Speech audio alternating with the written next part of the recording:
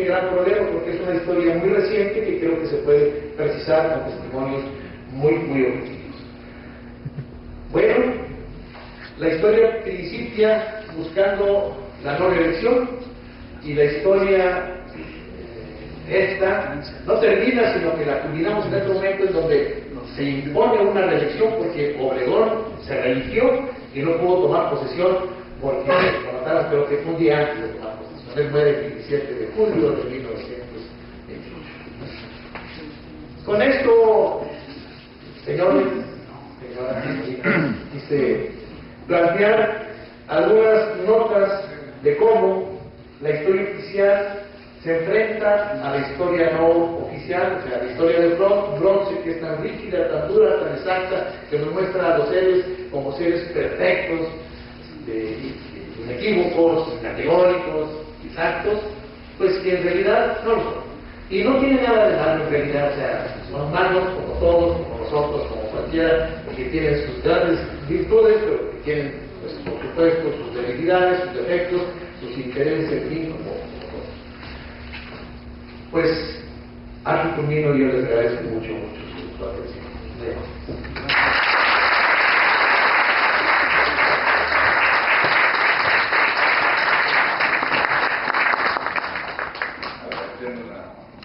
Participación del maestro López López y a continuación vamos a dar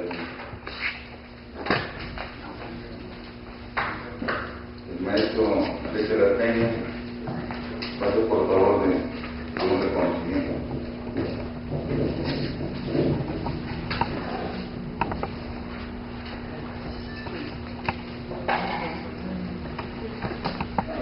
Una pregunta, si se puede, Álvaro.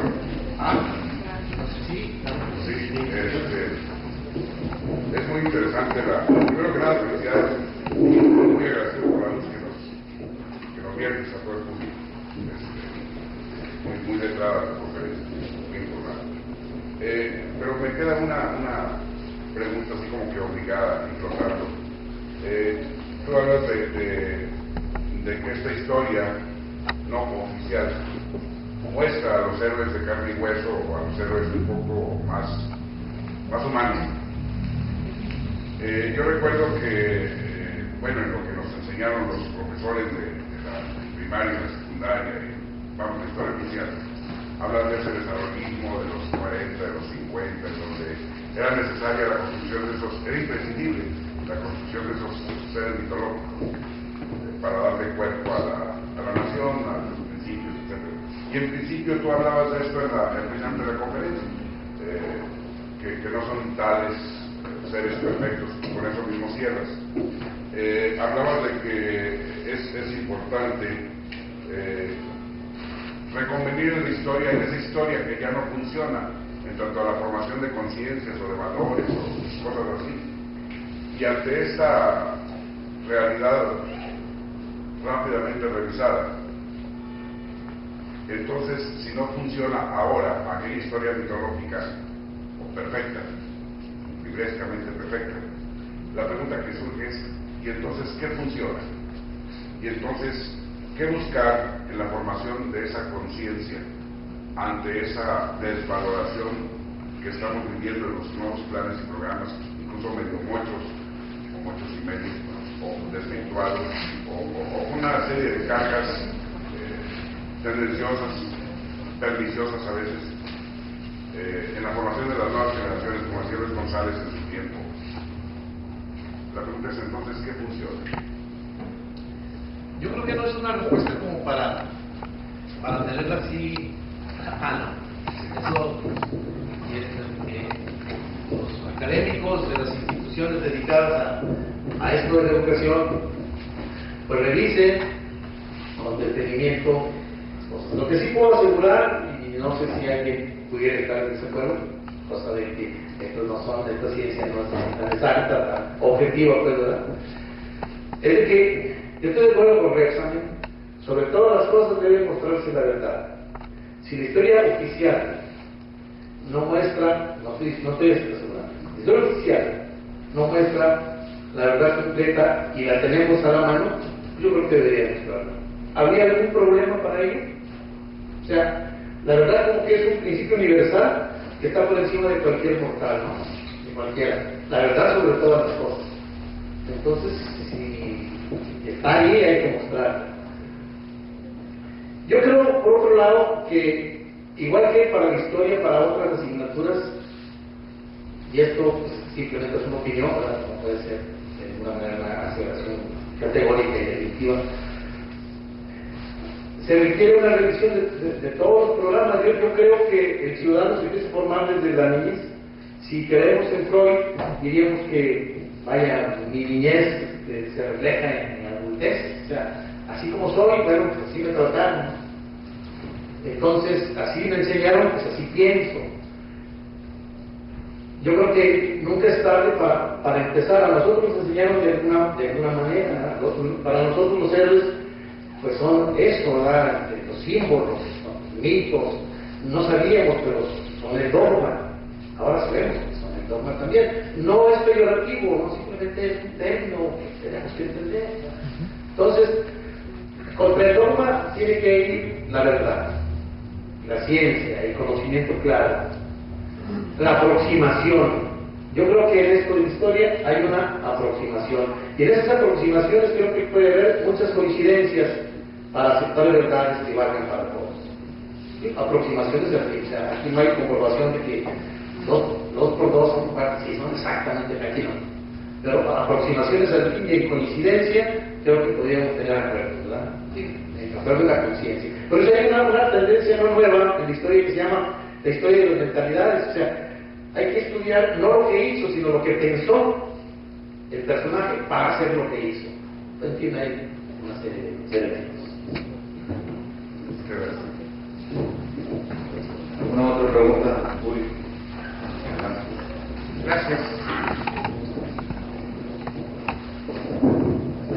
Buenas noches, maestro. Muchas gracias, como decía mi hermano, por la luz que he recibido. Hay 1000 cosas en cuanto a historia que nos manejan oficialmente y que, pese a todo, la mayor parte de aquellos que nos interesa un poquito la historia sabemos que no es tal cual nos lo enseñaron. Hidalgo, Morelos, Allende, máximos héroes de la lucha por la independencia. Para empezar, ni lo intentaban la independencia porque no había tal México. En todo caso, se está aprovechando la circunstancia de que Fernando VII o Carlos IV antes habían sido defenestrados por Napoleón. La independencia realmente se vino a dar hasta 1821 y quien firmó el acta fue el de Carlos Iturbide, aunque oficialmente pues está hecho a un lado. Tengo algunos informes de que uno de los verdaderos consumadores fue, si no es que el verdadero consumador fue Miguel Ramos Arizpe. Se le acepta como padre del federalismo, pero no de su intervención definitiva en una logia masónica en Cádiz. En la Revolución, bueno, dícese que la historia la escriben los vencedores. Y los vencedores, como acertadamente lo dijiste, pues fue el grupo sonorista. Y hasta ahí, más que pregunta, es un comentario. En su momento, Álvaro Obregón se comenta, es una anécdota, le dijo a De la Huerta que el adecuado para ser presidente era Plutarco Elías Calles, el turco, porque no sabía hacer nada. En cambio usted sabe música. Finalmente se fue a los Estados Unidos como profesor de música. Es cuanto. Fue a estudiar canto a Estados Unidos después. ¿Alguna otra pregunta, público? Más que pregunta, un comentario respecto, lo decía aquí a la Peña. Hace unos meses visité el museo o del normalista o de la normal que está acá por Pulse y Aldama, y le comentaba que 2 cosas me llamaron la atención. La primera, que dice que ahora tenemos 7 sentidos. Yo nomás le sabía hasta que teníamos 5 sentidos, ¿verdad? ahora tenemos 7, oye, qué padre, mira nomás. Y más adelantito me encontré con que dice, la educación primaria antes estaba enfocada para unir a los mexicanos en el amor a la patria. A partir de tal punto, la educación primaria trata de darle herramientas al educando para que se desarrolle en la vida. Es decir, el concepto civismo, el concepto patria, deja de existir en la educación primaria. Ese es el gran cambio. El civismo desapareció como asignatura. Así es. ¿Sí, doctor? ¿Algún comentario, pregunta?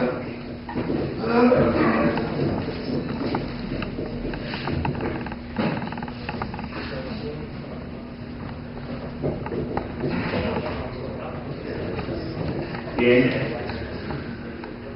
creo que la exposición del maestro Álvaro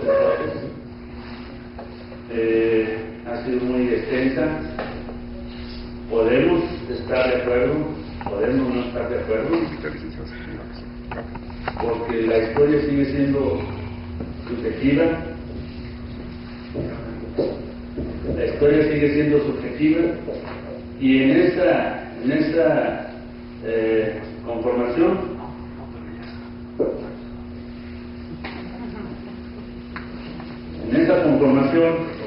creo que la historia sigue siendo sujeta a una determinada visión, y en ese tema creo que todos los historiadores no dejan de ser personas, tienen su propia visión del mundo y de la historia, y máximo siendo movimientos tan grandes que modificaron la historia de nuestro país.